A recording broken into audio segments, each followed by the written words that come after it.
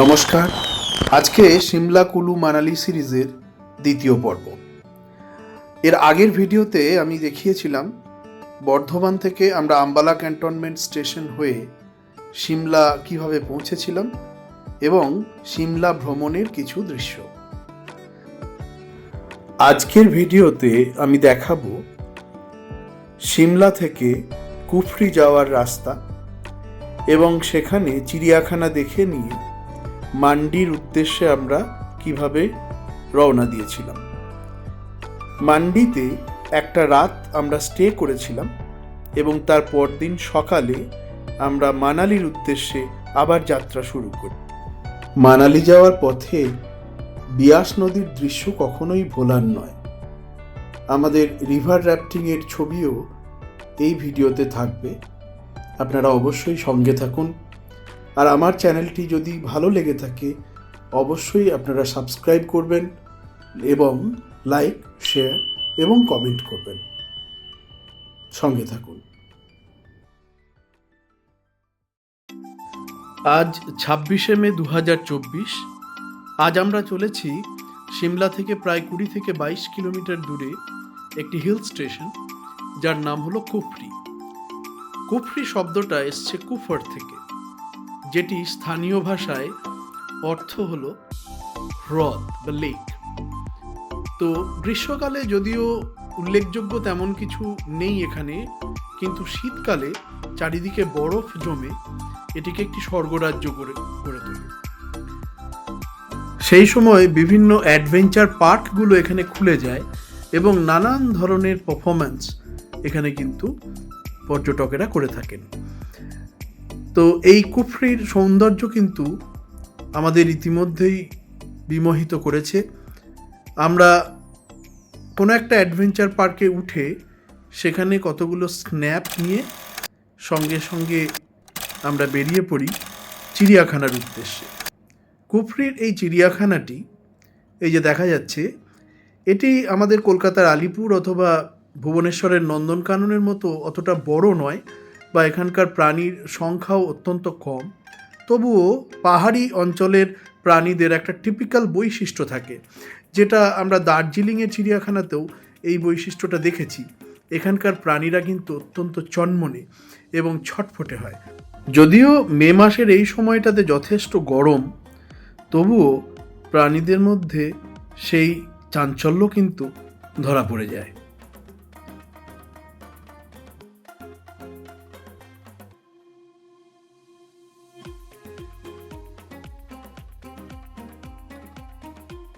এখানে সারাদিন ঘোরাঘুরির পর আমাদের কিন্তু যথেষ্ট বেলা হয়ে গিয়েছিল বেরোতে।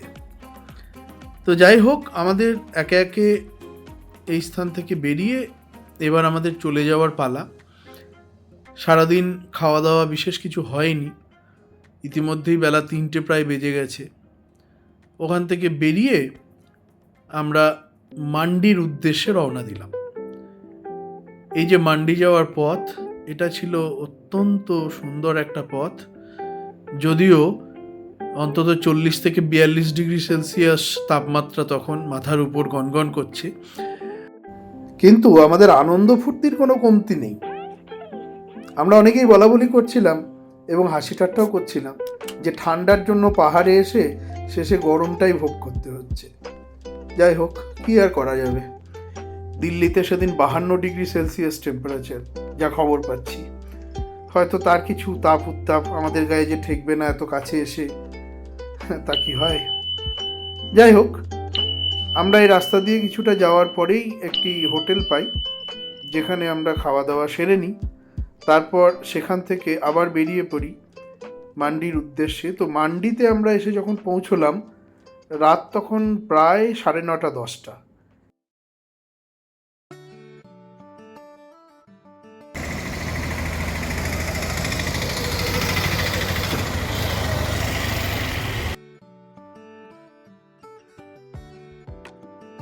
পরের দিন অর্থাৎ 27 মে 2024 আমরা সকাল 9টায় মোটামুটি অফিস লাঞ্চ খেয়ে বেরিয়ে পড়লাম মানালির উদ্দেশ্যে। যদিও সেখান থেকে মানালি যেতে 7-8 ঘন্টার পথ। আমাদের উদ্দেশ্য হলো মাঝে কোনো একটি স্থানে আমরা রিভার র্যাফটিংটা সেরে নেব এবং যদি সম্ভব হয় তাহলে প্যারাগ্লাইডিং করব। এই যে বাঁদিকে যে বন্ধুটি সব সময় আমাদের সঙ্গী হিসেবে ছিল মান্ডি থেকে মানালি যাওয়ার পুরো পথটা জুড়ে, এই বন্ধুটির নাম হচ্ছে ব্যাস নদী। এই নদী ঠিক দার্জিলিং যাওয়ার পথের তিস্তার মতোই কলকল্লোলিনী, নির্ঝরিণী, এবং এর পাথরের মধ্যে জল পড়ার যে চূর্ণ বিচূর্ণ শব্দ, সেটা মাঝে মাঝেই আমাদেরকে উদ্বেলিত করে তুলছে। এই যে পাহাড়ি পথ এবং তার চারপাশের যে নিসর্গের চিত্র, এটা নিজের চোখে এবং মনের মধ্যে যে অদ্ভুত একটা দোলা এনে দেয়, তা সত্যিই অনেক অনেক কাল মনের মধ্যে থেকে যায়। আমাদের মধ্যে প্রত্যেকেরই সেই একই অভিজ্ঞতা হয়েছিল এবং আশা করি আপনারা যারা দেখছেন এই পথ, তাদেরও সমান অভিজ্ঞতা হবে। একটা জিনিস মনে করিয়ে দিই, এই যে পথ, এই পথটি যেতে অন্তত 4খানা টানেল পড়বে। 4টে টানেল, তার মধ্যে 3টে একই ধরনের নতুন টানেল, আর সর্বশেষ যে টানেলটি, সেই টানেলটি কিন্তু একেবারে প্রাকৃতিক। তো প্রাকৃতিক বলবো না, মানে সেইভাবে ফিনিশড নয়। টানেলগুলির এক একটির দৈর্ঘ্য প্রায় 2.5 থেকে 3 কিলোমিটার হবে এবং ফিনিশড টানেলগুলো অত্যন্ত সুসজ্জিত এবং আলোকময়, আর স্থানে স্থানে বিপদের জন্য হেল্পের ব্যবস্থা রয়েছে।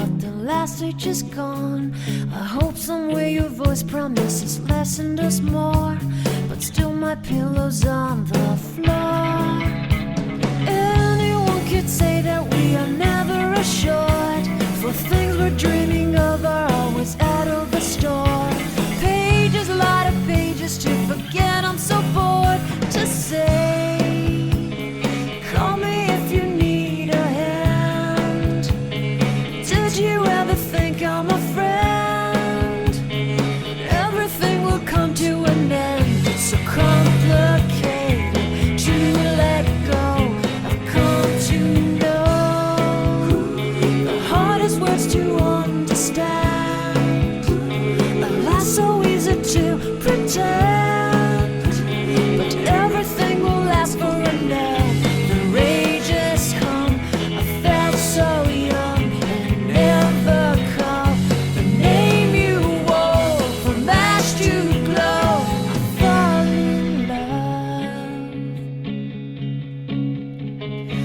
Every day I try to find things in a new set, but late at night I look for those I will never get. Symptoms of my sickness always fade and come back. I wonder how we could have met. Everyone is telling me it's late to complain, 'cause now the games are over, I must reckon with pain. Cages, a lot of cages to subside, it's so vain to say. The hardest words to understand. Alas, so easy to pretend, but everything will last for a night. The rage has come. I felt so young and never called the name you wore. From ash to glow, I fall in love. Distance, we've got distance to blame. Anytime it blows your mind, distances can put on a flame. Loving God that's far, we better keep it apart and find some way. The hardest words to understand. Alas, so easy to pretend, but everything will last for an end. The rage has come. I felt so young and never called the name you wore. From ash to glow, I fall in love.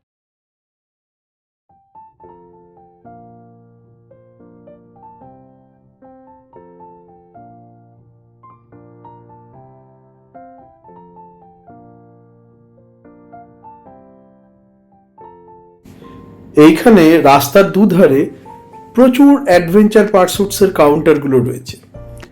আপনি ইচ্ছে করলে যে কোনো একটা কাউন্টারে চলে গিয়ে আপনার পছন্দের অ্যাডভেঞ্চার এখানে করে নিতেই পারেন। হতে পারে সেটা রিভার র্যাফটিং, হতে পারে প্যারাগ্লাইডিং, অথবা হতে পারে অন্য কোনো ধরনের পারফরমেন্সেস। তো এই যে আমরা একটা এরকম জায়গায় ঢুকেছিলাম যেখানে অনেকগুলো কাউন্টার রয়েছে এবং বিভিন্ন কাউন্টারে বিভিন্ন ধরনের অ্যাডভেঞ্চারাস স্পোর্টস আপনি যেটা পছন্দ করবেন সেখানেই যেতে পারেন। এবং তার জন্য ওরা যা চার্জেস দাবি করবে সেটা সবসময় কিন্তু বার্গেইন করতে হবে। তার কারণ হচ্ছে যে ওরা চেষ্টা করবে যে যতটা বেশি আপনার কাছ থেকে আদায় করে নেওয়া যায়। আমাদের ক্ষেত্রেও ঠিক সেই একই ব্যাপার ঘটেছিল। আমরা রিভার র্যাফটিংয়ের জন্য প্রায় 22 জন ওদেরকে বলেছিলাম, কিন্তু ওরা জন প্রতি প্রায় 2000 না 2200 টাকা করে আমাদের কাছে দাবি করে বসেছিল। যাই হোক, অনেক দর কষাকষির পর বড়দের জন্য 1500 টাকা আর ছোটদের জন্য 1000 টাকা করে ওরা শেষমেশ রাজি হয়েছিল। তো যাই, এবার দর কষাকষিটা করে আসি, তাই তো?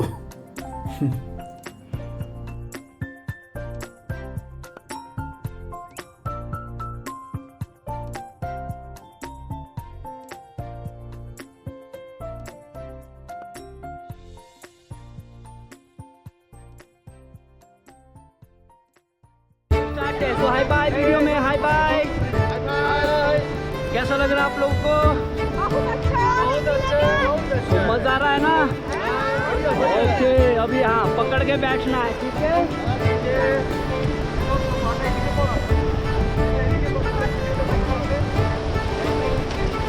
पानी चेक, थोड़ा सा पानी चेक।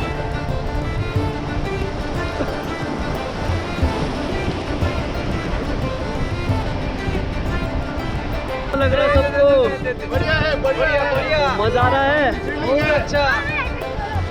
डर तो नहीं लग रहा है किसी को? नहीं नहीं, थोड़ा थोड़ा थोड़ा थोड़ा डरने की कोई बात नहीं है। आराम से बैठना है, एंजॉय करना है, ठीक है? ठीक है। ओके, सो वीडियो स्टार्ट है। सो हाय बाय।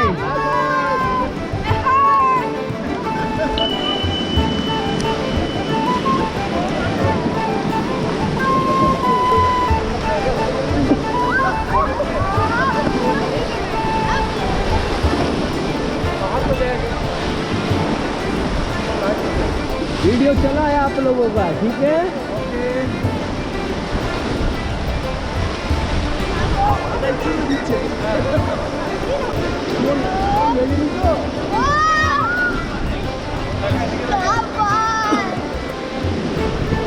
अभी सो आगे बिग रैपिड आने वाला है। रैपिड नेम है 10 स्लाइड।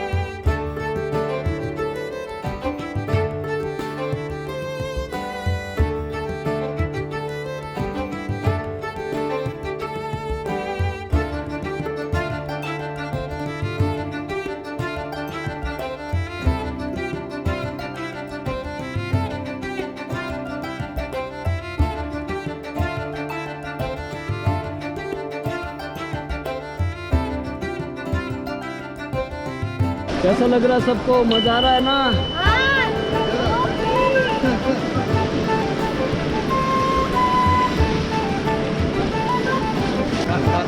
ये दोस्ती नहीं छोड़ेंगे, छोड़ेंगे हम मगर साथ न छोड़ेंगे। ये दोस्ती हम नहीं तोड़ेंगे, छोड़ेंगे हाथ मगर तेरा साथ हैप्पी एंडिंग चल हाथ छेड़ दिए बोले हम छोड़ेंगे हाथ मगर तेरा हाथ ना छोड़ेंगे ओके 1 बाय 1 केयरफुल उतर जाए রিভার র্যাফটিং করতে গিয়ে জলে ভিজে একসার, তারপর স্নান করে পোশাক পরিবর্তন করে মোটামুটি প্রত্যেকেই একটা রিনিউড ভিগারে আমরা চলেছি আবার সেই মানালির উদ্দেশ্যে। আমরা এই যে স্থানটিতে নদীর উপর রিভার র্যাফটিং করলাম ওই স্থানটির নাম ঝিরি, যা হিমাচল প্রদেশের মান্ডি জেলায় অবস্থিত। আর এই বাঁদিকে এই সেই বিয়াস নদী, যা সিমলা কুলু মানালি ভ্রমণে আমাদের সঙ্গ ছাড়েনি এতটুকু। এই নদীর উৎপত্তি মধ্য হিমাচলের কুলু জেলার রোটাং পাশে, আর এটি মান্ডি আর কাংড়া জেলা হয়ে প্রায় 470 কিলোমিটার অতিক্রম করে পাঞ্জাবের শতদ্রু নদীতে এসে মিলিত হয়েছে।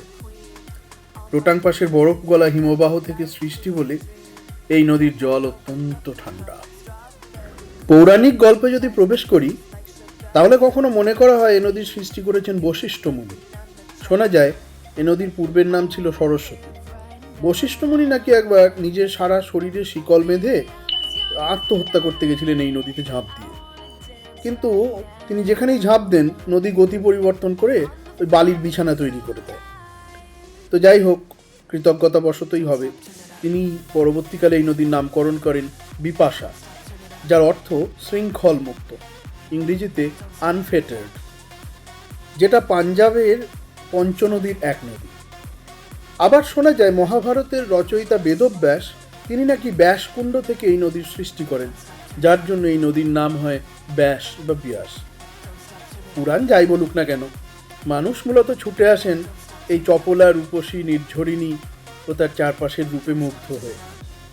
এ নদীর প্রতিটা বিভঙ্গে যেন নেশা লেগে আছে, আমরা সেই নেশার হাওয়ায় মাতি। কুলুর উপর দিয়ে যাচ্ছি আর শালের দোকানে দাঁড়াবো না সেটা তো আর হতে পারে না। তো স্বাভাবিকভাবেই একটা শালের দোকান দেখে আমরা দাঁড়ালাম। আশেপাশের গ্রামগুলোতে প্রচুর এরকম শালের ফ্যাক্টরি আছে এবং এই এলাকার মানুষদের অন্যতম একটা জীবিকাও হচ্ছে এই শাল গায়ে দেওয়া চাদর বা সোয়েটার ইত্যাদি বুনে সেগুলোকে বিক্রি করা। তো এখানেও সেরকম একটা কাউন্টার রয়েছে। আমরা ভেতরে ঢুকে যে যার নিজের মতো আমাদের পরিবারের আপনজনদের জন্য আমরা গরম জামা কাপড় কিনে নিলাম। দাম মোটামুটি আমার তো রিজনেবলই লেগেছে।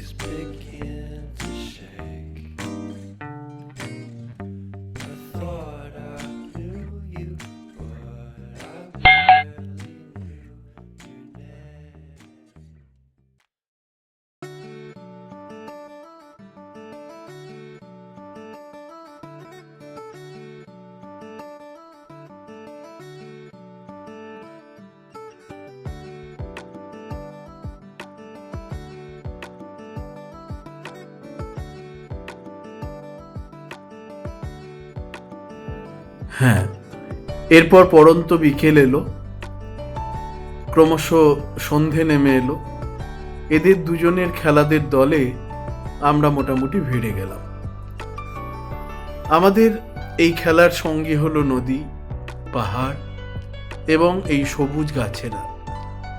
আর ছিল রাস্তা, যে রাস্তা ধরে দিগন্ত বিস্তৃত মন অনেক অনেক দূর চলে যেতে চায়, এমন দূর যেখান থেকে ফিরে আসার আর কোনোরূপ কোনো উপায় থাকবে না, এমন দূর যেখানে শুধুমাত্র প্রকৃতির মধ্যেই নিজেকে খুঁজে পাওয়া যাবে, এমন দূর যেখান থেকে এই সমগ্র পৃথিবীর মানবতাকে অনেক অনেক রকমভাবে চাক্ষুষ করা যাবে এবং বলতে ইচ্ছে করবে তুমি সুন্দর, এই পাহাড় সুন্দর, এই গাছ সুন্দর, এই নদী সুন্দর, এই প্রকৃতির মধ্যে ঘিরে থাকা সমস্ত কিছু অসম্ভব রকমের সুন্দর। এই রকম সৌন্দর্যের মাঝে আমি নিজেকে মেলে ধরতে চাই। আমি চাই আমার সমস্ত হৃদয় মন এই প্রকৃতির সঙ্গে যেন একাকার হয়ে যায়। আমাকে দিয়েছে, সেই সুযোগ করে দিয়েছে এই মানালি ভ্রমণ।